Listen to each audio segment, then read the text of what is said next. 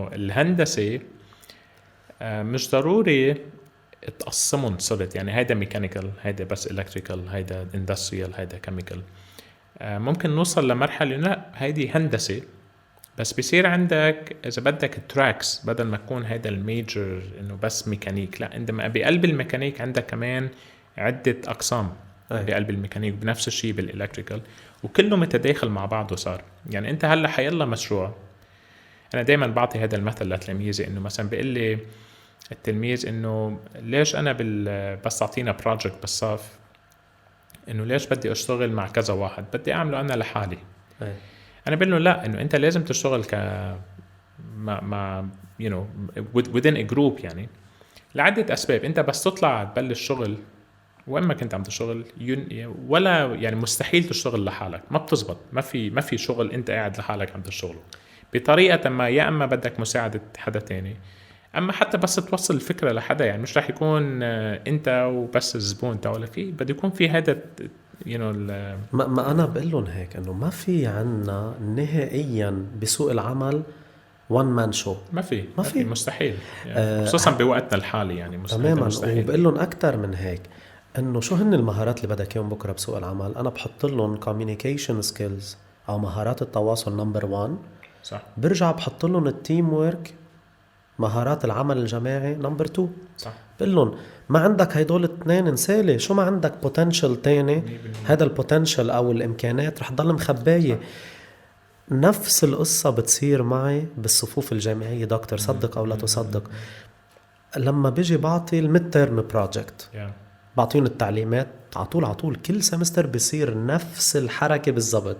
بيكونوا شي 30-35 طالب بالصف، بعطي التعليمات، حدا عنده أسئلة؟ لا، ما حدا عنده أسئلة. أنا بنطر ما في دغري بقول لهم dismiss time is up.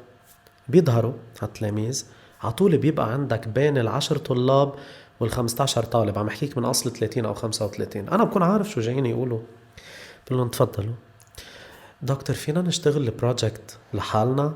أنا بكون عاطيهم بقول لهم طب ليه؟ أنا معود هيك. هو بجاوبك الطالب اللبناني بقول لك أنا معود هيك. صح. نحن بعلم النفس التربوي منردها للصف بالابتدائي اللي انت عم تواجهه بالجامعة مع طلاب الاندرجراد والماسترز والبي اتش دي. منردها للابتدائي. ليه؟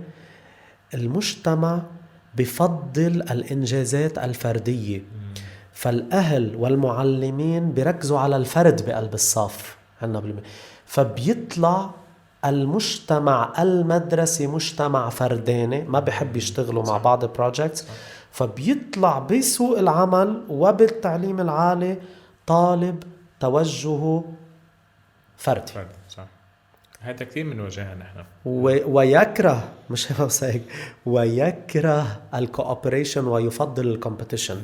لهيك بس الطالب اللبناني تاخده لبرا، سواء دارس بالمدرسة أو بالهاي سكول أو بالجامعة بلبنان، وأخذته لبرا بالانفايرومنت أو الكونتكست، السياق العملي اللي فيه تنافس، سهل كتير عليه يبدع وينجز.